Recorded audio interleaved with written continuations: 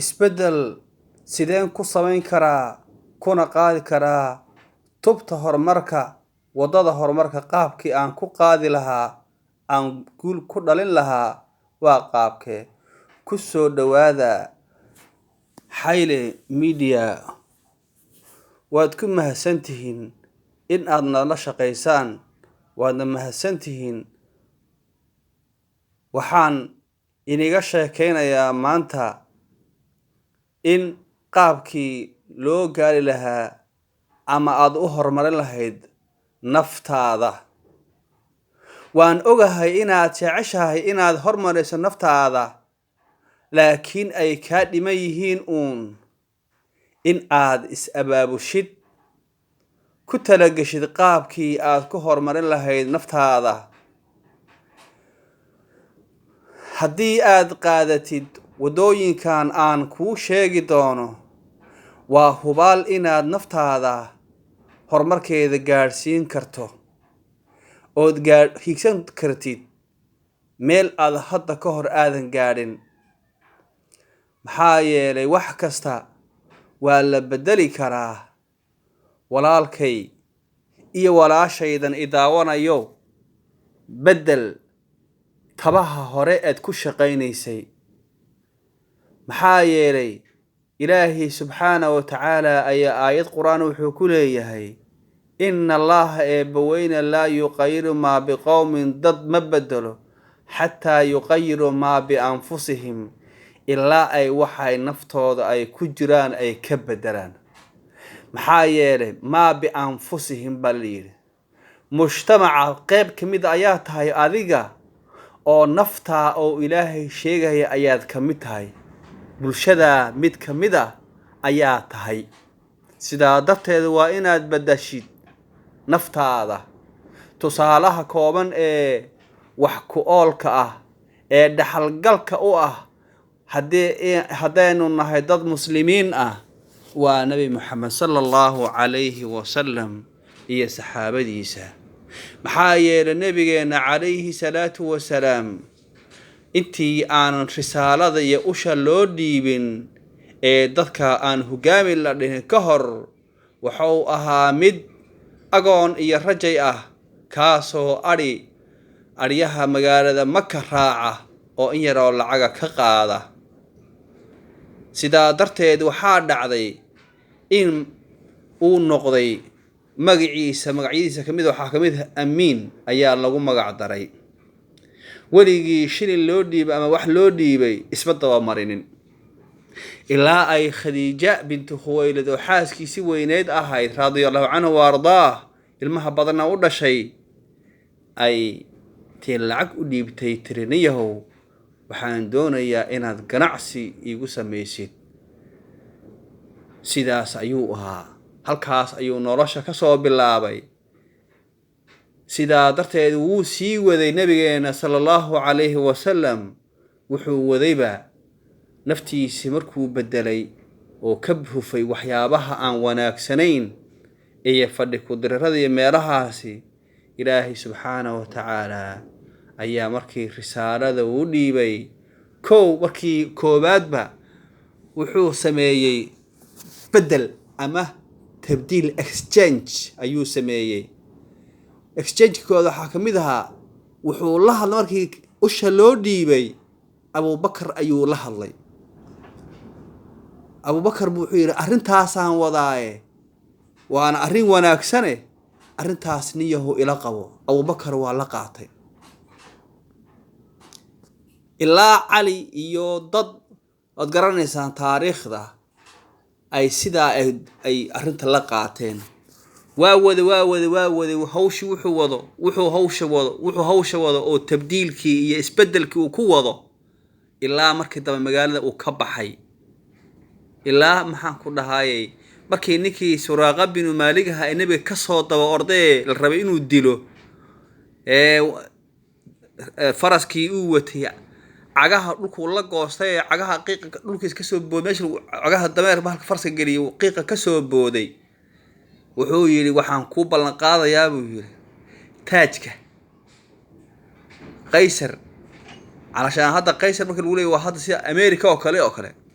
iyo dalalka waaweyn ee hadda xulufada waaweyn leh adigoo lagu yiri taajka ninka madaxtooyada xukuuma madaxa ah ee qalabka lagu labistay ugu qurux badan baad leedahay wuxuu ku sameeyay ninkaas Suraaqa bin Maalik isbedel nafeed ayuu ku bilaabay naftiisa ayuu wax u sheegay fariin ku tuuray sidaa darteed waxa lagaga baahan yahay in aad bedeshay naftaada oo naftaada ka shaqeysisay horta marka ugu horeyso kasii socod nabi markuu magaalada Maka tagay sallallahu alayhi Madiina u tagay wakii uu arinta maxaa sameyn kara bulsho ka horeysay oo meesha joogto maxaad ku sameyn lahayd wuxuu sameeyay dadkii saxaabada ahaa ee Maka ka soo tagay iyo kuwii magaalada Madiina joogay ayuu wuxuu sameeyay heshiis iyo walaalnimo ayuu u dhaxaysay horta maxaa yeelay waynu bulshada halka joogto inuu bedelaa oo ka bedelaa wax xun ay ku jiraan oo wax wanaagsan uu siiyo wuxuu sameeyay islaamkiiba bedelad buu ku sameeyay halkaas markay marayso intaas haynaga ahaato oo miithaalka ugu tusaalaha ugu wanaagsan ee qof la siin karo ee ugu wanaagsan waa diinta Ilaahay subhanahu wa ta'ala though you are Muslim maadaama qof muslim aad tahay wa in aad naftaada bedeshid maxaa ka wadaa meesha waan ogahay inaad doonayso markasta inaad bedeshid naftaada laakiin ay ka yar xoog badan tahay ay ku riixayso oo isjidaysa qalbigaaga oo isbarambar ku jiro sidaa darteed waxa lagaga baahan yahay walaalkayga daawanayo ama i dhageysanayo qaabkii aad naftaada ku bedeli lahayd ayaan qodobo kamid ah ku sheegayaa kow kunkii mitir muxuu ka bilowdaa hal mitir ayuu ka bilowdaa Soomaa waa lagu daray markaas 1,000 mitir noqdo Soomaa waxaan filayaa inaad fahantay sababtoo waxa leeyahay aan kow dhaqin kun ma dhaqo marka ugu horeysay aad laba bilaabayso tusaale ahaan waxaad rabtaa inaad isbartid salaada sunnooyinka inaad isbartid salaadaha sunnooyinka inaad isbartid sida salaatu duhada oo kale iyo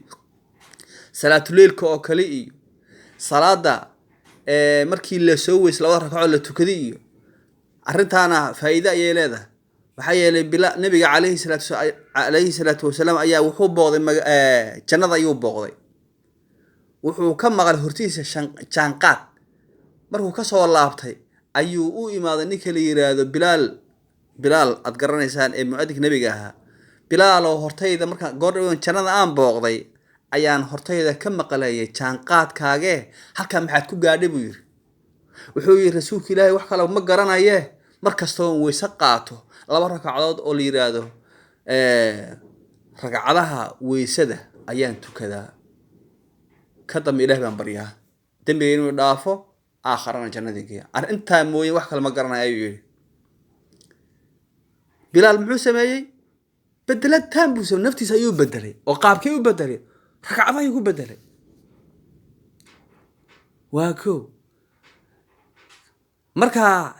هذه سنين إنات إسكفردي مالها فردقة فيسبوك يدي وحيالا أن تنتهى هين إنات كون مشغوشو لكن وإنات كون مشغوشيد wax aakhiradaada iyo adduunkaada ku anfacaya caadayso inaad wax aad samaysid guushu waxay la mid tahay ama nolosha adduunyada waa sida seeg ama jiyeerka ama siibka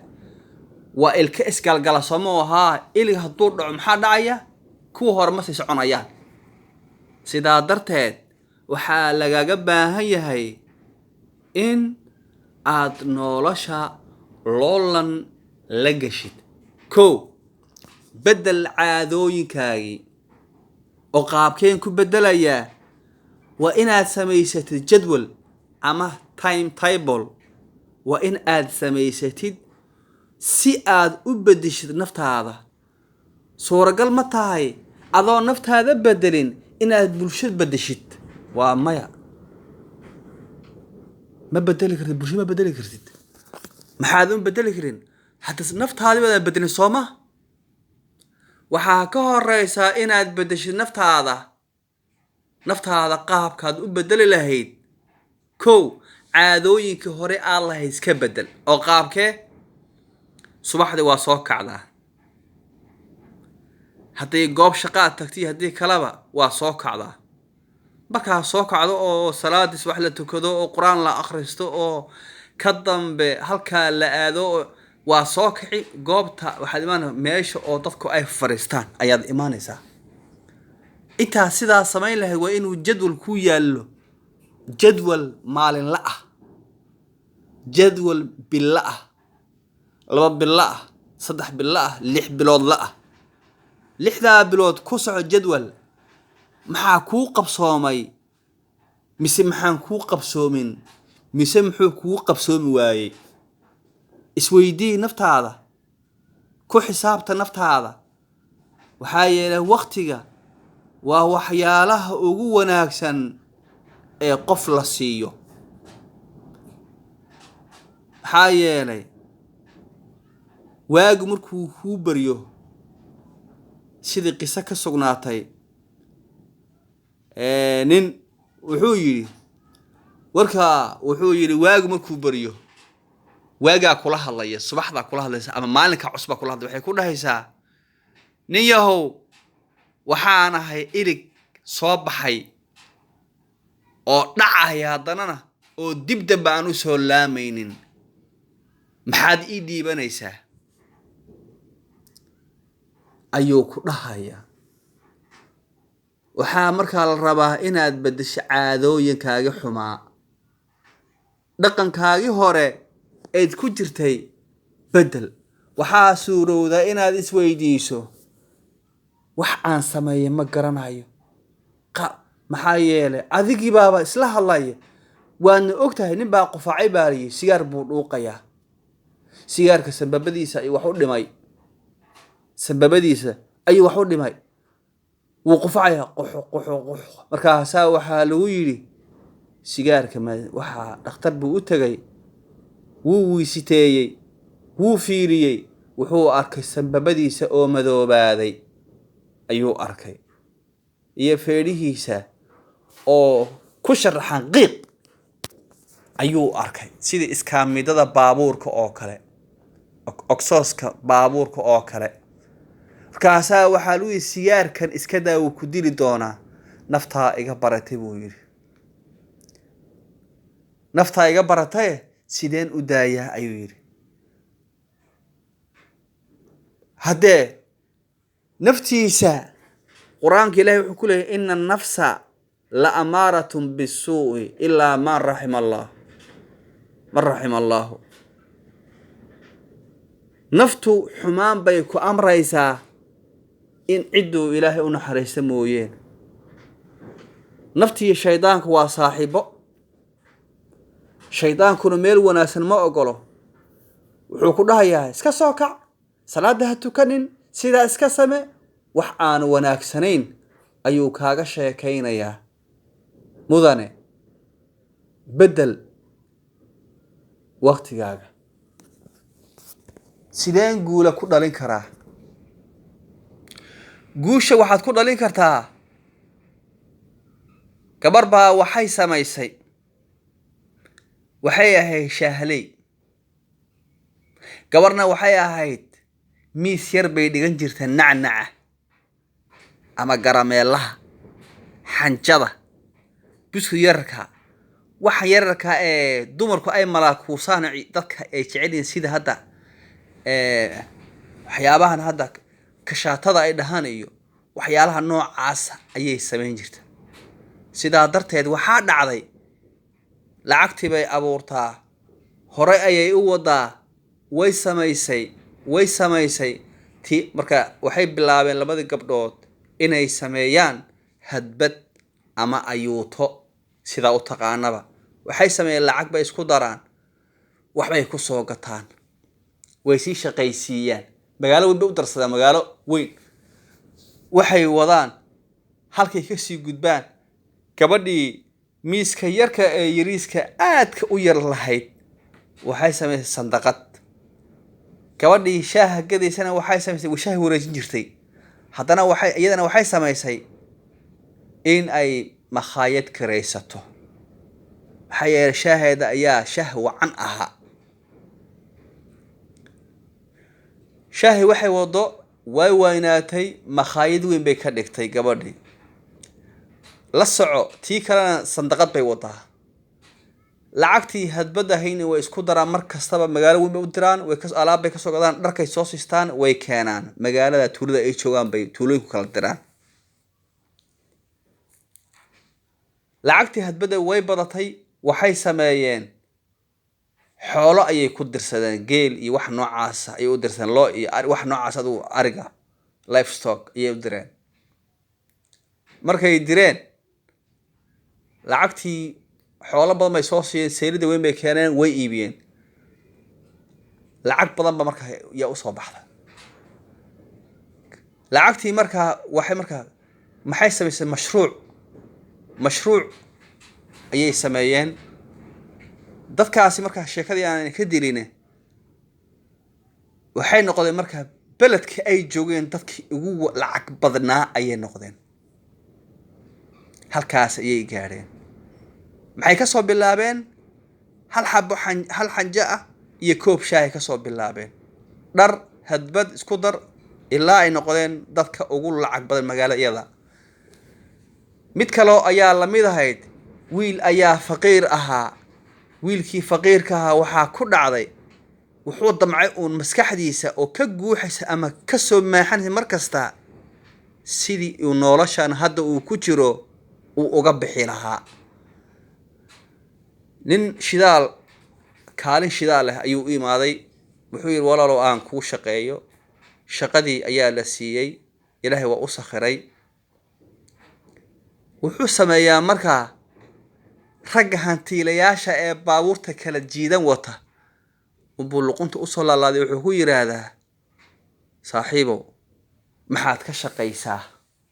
wuxuu yidhi waxay dhahaan dharka unbaan ka shaqaynaa dadkii markaa hantiilayaasha ahaa ninka waa nin jaynaysa dalka maraykanka ayuu markaa tagay oo jaanis uu u helay uu ku tago markaas waana nin faqiir ah markaas wuxuu dadka weydiiyay markaa wuu weydiiyaa dadku weydiiyaa su'aalo weydiiyaa su'aalihii boqolkiiba 90 waxay u bateen dharka ayaan ka shaqaynaa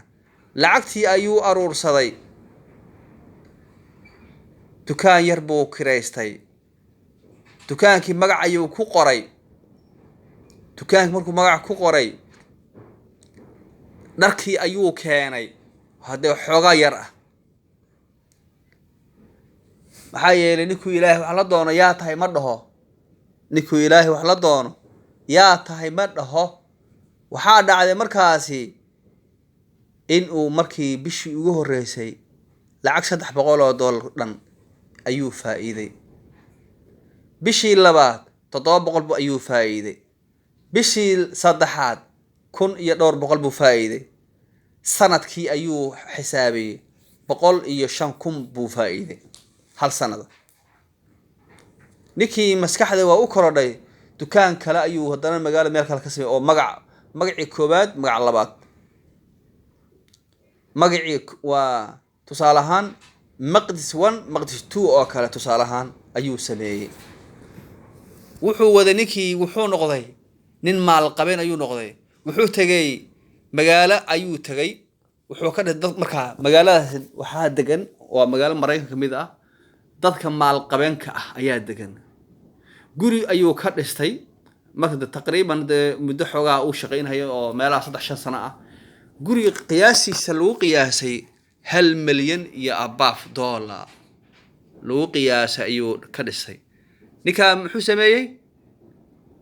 tabdiil buu sameeyay naftiisa ayuu bedelay maskaxdiisa yamaankiisa ayuu bedelay hormar buu ka sameeyay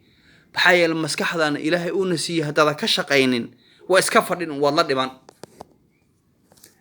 waxaad ogaataa dad badan oo taariikhda ay sheegto waxa ku hoos jira dad ay taariikhda aysan sheegin maxay la sheegi waayeen kuwaas maxay la sheegtay taariikhdu kuwa taariikhdu waxay u sheegtay way muuqdeen firfircoonin bay sameeyeen isbeddel bay sameeyeen dadkay ka soo hor muuqdeen dadkay ka hor hadleen dhaqaale ayay yeesheen madax ayay noqdeen waxay noqdeen dad oo maartay dhul mar ayay noqdeen dad qoraa ayay noqdeen dad maartay wax isbeddel ayay sameeyeen intaasi waxaa ku hoos jirta mid derbiga iska fadhiya oo gabadha nayna koob shaah ii dhiib xabad canjeero ii dhiib igu yeelo ayaa ku jira sidaa darteed adigu maxaa tahay adiga walaal i dhageysanaya ma maxaa tahay ninkaad isbeddelka keenay ee noloshiisa wax ka beddelay mise waxaa tahay ninkaan noloshiisa wax ka beddelayn gabadha halka fadhida i dhageysanaysaay ma maxaa tahay dadka taariikhdu ay xusi doonto oo la dhihi doono habla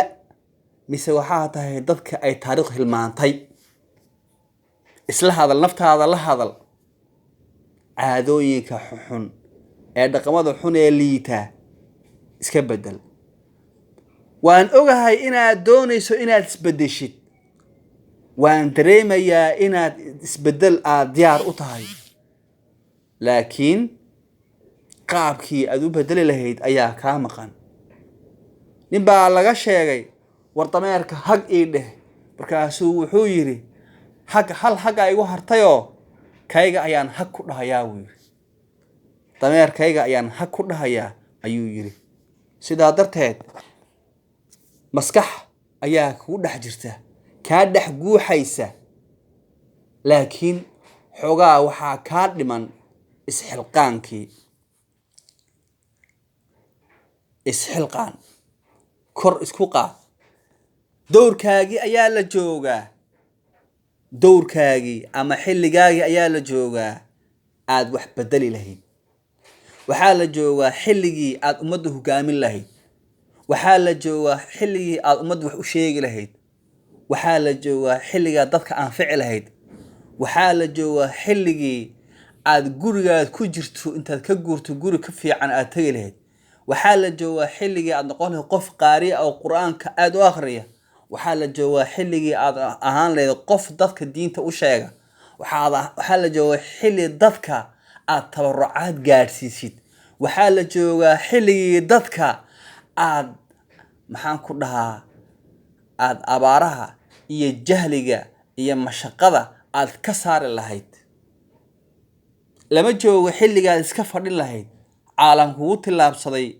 halkii lagu ogaa waa ka tegay wuxuu marayaa caalam hadda laysku laayo laysar laysku laayo gurigaaga koskiisa intii diyaarad iska soo istaagto aan cidina wadin iska kaa duqaynayso waxaa la joogaa xilli kaamira dadka lagu dilayo caalamka halkii ma joogaad ka ogeyd waa ka guuray waan ogahay ina aad mar kasta aad fikirkaaga uu ka dhex guuxayo isbeddel la taaban karo isbeddel la taaban karo ayaa kaa dhex guuxaya waxaad ogaataa labada qof ee hooyo wada dhashay isku taalanti ma aha taalanti waxaan ka wadaa isku karti ma aha isku fikir ma aha isku hadal ma aha isku muuqaal ma aha midna waa salbac midna waa qof bright waa qof wax ku ool ah wax beddeli kara ma tahay xilligaagii haa waa saas waa runtaa way tahay isbeddel dhab ah ku samee naftaada si aad u beddesho ummadda haddee waxaa kale ummaddeena Soomaaliyeed iska daa caalamka muslimiinta waa la qabsaday gacanta ayaa lagu hayaa waxay u baahan tahay rag maskax leh oo qalinka iyo fikradda asagana la soo baxa laakiin haddaad u baahan tahay in lagu biiluun hooyada waxaa laga yaabaa inay hooyada aaba waalidka inta ku soo koriyay halkaa ku soo gaarsiiyay wali ay lacag kugu daba wadaan maya ma aha mithaal yar ah inii soo qaadanayaa wiil ayaa waxaa dhacday reerkoodii aabihii iyo hooyadii baa dhintay markay dhinteen ree abtigii oo meel fog jira ayaa nin oga sheekeeyey wuxuu yiri ree abtigii halkaas ay degan yihiin waa dad noocaasa waa dad sidaasa wuu faalayay wuxuu sameeyay oday ninkii wiilkii go'aan ayuu qaatay horta wuxuu iska soo go'aan uu qaatay waa soo daayay waa soo baxay ree abtigii ayuu soo haybsaday wuu yimid markuu u yimid waxaa dhacday inuu dhaho waa la soo dhaweeyay markii la soo dhaweeyay maxaa yeelay meel buu ka soo guuray meel buu imaaday wiilkii asaga ahaa wuxuu arkay rag dhalinyaro ah oo shaqaysanaya oo shaqo ku jira wuxuu yiri nima yahow markaas guul dhaliyay wuxuu yiri guush markuu gaaray wuxuu yiri nima yahow say guusha ku gaadheen gacmaha u taagaysaan seed samayseen buu yiri guushii uga sheekeeyeen farxadii qaab ku gaadheen iyo horumarka meesha wadooyinka soo mareen qodxaha soo mareen rafaadka is mushkilada soo mareen ayay uga sheekeeyeen asna uu bilaabay maalmarkuu joogo guushu dhaliyay yes ayagu had marka saddexda oo marka raggii uu ku tadiyay yaa isku imaaday oo ka raggaas gacmaha taagay buurta intay fooleen xilana fiiriya halkaas aan maraynaa raggaas aad artay buurta ay saaran yihiin waxa ka hooseeya buuro baraf ah buuro baraf ayaa ka hooseeya xoog bay ku soo mareen ma kula tahay barafka in ciyaar lagu tagay maya barafka wuxuu la mid yahay maskaxdaada iyo maankaaga iyo talentigaaga kartidaada ay la mid tahay saaxiib xilligii waxa la gaaray aad arrinta Soomaaliyeed ninka fiiro kaasna kaligiisu u socday buurta soo fuulay buurta dhakadeeda ayuu soo fuulay suu waday oo wuxuu soo rafaado wuxuu soo jabo wuxuu kulma maarta mushkilad la kulmo halkaas soo fuulay maxaa yeelay noloshu waxay la mid tahay jaraanjarooyin jaraanjarta koowaad ku faashilada lagama yaabo jaraanjarta labaad inaad fuushid jaraanjarta labaad inaad fuushid suuragal ma ah sida darteed ninkan wuxuu sameeyay ninka fiiriya wuxuu ka soo booday halkaas ka soo booday midda kale ayuu ku dhacay maxaa meesha hoos waxa ku jira waa god rafaadkii iyo mashaqadii weeyaan caqabad buu ka soo booday wuxuu soo booday xaq ay guushi iyo horumarkii ayuu u boodaya marka ma kula tahay in guul ciyaar lagu gaaro maya never rajayni sidaas maaha ninkan fiiriya magaalada fiiru qurux badan rag adi daadaada oo kuleeg ayaa dhisay marka iskamaysa dhismin magaalada sida ugu qurux badan heer waxa laga hadda badda la dhisto rag khatara keenaya maalmaha ka waxa magaalada Nairobi ayaa waxaan kula kulmay nin Chinese saddex telefoon buu wataa waxaan saaxiibo nin baa iga ficilnahay la socday markaas waxaan ku yiri arrinta ku sameysay arrin khatar uga sheekay waa kan ninkan fiiriya wuxuu yiri telefoonada aad u jeedid shaqan ku hayaa buu yiri inagu maanta waxa dhacday indhaha ma naga daalinayaan dad wuxuu soo dhigay baan akhrineynaa waxa la gaaray xilligii inta ka boodid caqabada ku dhici lahayd meesha barwaaqada inaad ka boodid abaarta u boodid barwaaqada ka boodid faqriga u boodid horumarka iyo hantida maxaa yeelay waxbaad umad far kartaa ninkana fiiriya waa success guul ayuu gaaray fiiri inta waxa ka hoosay barafka iyo waa kii hadda soo marro kale caqabadaha ay soo maray maxaa yeelay caqabad nin baa laga sheegay hooyoy waxaan rabaa inaad muxuu wiilal bula dhashay geel inoo soo kaxee buu yiri hooyo habarta geel inoo soo kaxee markaas wuxuu ku yiri saad moodi waxa ma aha fiiri raggan yaa guulaha ay gaadheen waa guula success ay gaadheen wuxuu ku yiri hooyo geel uu tire badan yahay waa kan ninka fiiriya aslan halka soo booday waxa booday IM way dhaceen dhulka ku sii dhacayaan fiiri booska ninkaas dhag buu ka soo halka soo booday ku dhacay wuxuu ku yiri hooyo geela kaligay shubitaan iyo baadi buu leeyahay marka shaqadayda waan jeclahay sakaydaa shaqada horta waa inaad jeclaatid shaqadaada waa inaad jeclaatid oo saad ku jeclaanaysaa kow shaqada aad qabanayso horta waa inaad ku farxsantahay haddaad ku faraxsanayn horumar ma gaari kartid haddii aadan ku faraxsanayn horumar ma gaari kartid wiilkii wuxuu ku yidhi hooyo geela ma shubi kari oo ma dooni kari oo ma xarayn kari keli baan ahay iska daa wiilasha geela ahaa iloo jiraan maya geela ana koosha mada ilaalin kari ka ilaalin kari waraabi waxaan la midkaa waa ka ilaalin karaa haabay tiri hooyo haye geeli baa ceelka lagu soo horay geeli wuxuu u baahan yahay wadaanta la qabto la shubo markaas wuxuu ku yidhi hooyo maamadii markaa hadda waa haween bay ahayde waxaan la filaynin ayaa yimid markaas wuxuu ku dhahay hooyo dhuus geel laguma dhaqo dhuus geel laguma dhaqo dheelna wiil laguma dharo ayuu ku yidhi saa darteed raggan artay meelaha horumarka gaadhay ee la sheegayo ee maartay laga sheekaynayo ciyaar kumaysan gaarin ciyaar iyo dheel maysan ku gaarin maxaa yeelay nolosha waa sida buugga ama kitaabka kolba baal baa gadoomaya kolba baal ayaa gadoomaya geedka yarkaa oo kale ayay u baahan tahay nolosha in loo soo barbaariyo sida geedka u baxaya in loo soo biyo lagu shubo wakaa saas waa in la daweeyo xagga la soo jici waa nolosha waxay la mid tahay koob la furay gudahiisa wax ku dhex jira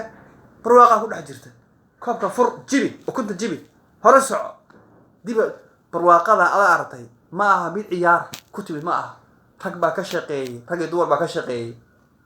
saadartay nolosha waxay u baahan tahay loolan iyo siraac nolosha waxay u baahan tahay in la maartay la hariyo oo la abuuro sida geedka yanka sababta geedka mid buu ahaa waa ka soo kacay geed buu noqday marka waa in la hariyaa kor loo wadaa sida darteed waxa laga baahan yahay in aadan nolosha ku fashilmin nolosha waxay la mid tahay jidkaas aad hayso jidkaas sida ugu qurux badan oo kale nolosha waxay la mid tahay geedka abaarta ka guurto oo angagay iyo geedka barwaaqada nolosha waxay la mid tahay sidii jidka haywayga ah ayay u baahan tahay oo kale weeyaan haywa waad ka dhici ama waad ku baasi saadartay waxa laga baahan yahay xilligii waxa la gaaray jidka dhabaha quruxda badan inta qabatid daashid aad fiiri ragana hadda ku muuqda step mid koob wuxuu yiri ma kari karo kalabaad waa saad wakaas halkaas marayaan marka waxa laga baahan yahay waxa la gaaray xilligii aad umada wax tar lahayd waad mahadsantihiin assalaamu calaykum